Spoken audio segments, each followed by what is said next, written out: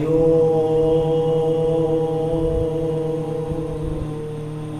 मूकं करोति वाचालं पंगुलंघयते गिरिं यत्कृपातमहं वन्दे परमानंदमाधव। बंधुगण, आस ज्योतिष शिखिवा चैनल को आपण मानक स्वागत। आज प्रसंग ग्रहराज शनि क्यों भाव रहिले जातक को शुभफल प्रदान कर।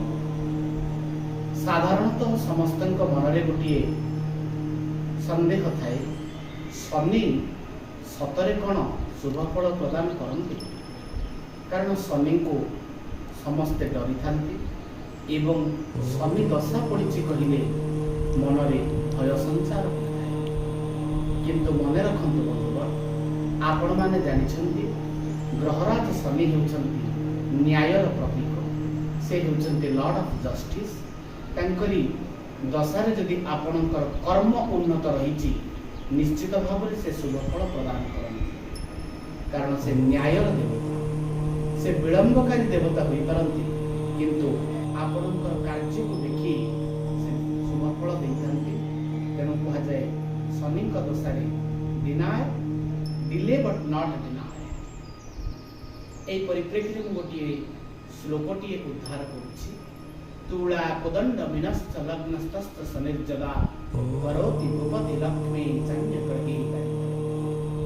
অর্থাৎ তুলা, ধনু, মীন রাশিরে যদি লগ্ন রহিথিবে এবং শনি সেই লগ্নরে বাস করথিবে, তেবে করোতি ভূপতি লক্ষ্মী, আপন রাজ সম্মান प्राप्त हेबे, राजपूज्य हेबे एवं धन संपत्ति दशा कीर्ति राज सम्मान सब किछि आपन पाइबे।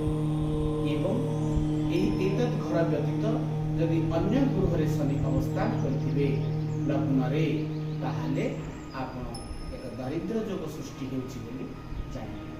द्वितीय कथा, शनि एही गृह व्यतीत अन्य केउठी शुभफल देबाक समर्थ होई ना। शनिकर स्वगृह होउछि मकर राशि एवं कुंभ राशि। पाठक दुर्लभे कर्कट जीवी शनि कुंभेश्च दुर्लभे। अर्थात बृहस्पति कर्कट रे वास कले ताहा एक दुर्लभ योग हुए। सेही बड़ी शनि जदि कुंभ राशि रे वास करते ताहा मध्य एक दुर्लभ योग होता है। सुतरां शनि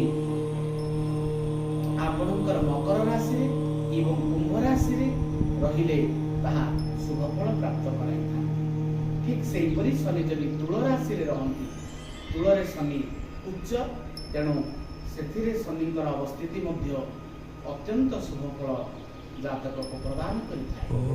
एतद् व्यतीत शनि जदि तृतीय षष्ठ रे रुहंती, ताहाले जातक को मध्य उत्तम फल प्रदान करिथाନ୍ତି। रहुछि बंधुगण, आगामी अध्याय पुणी एक अन्य एक प्रसंग को नहीं आलोचना करिबा। नमस्कार।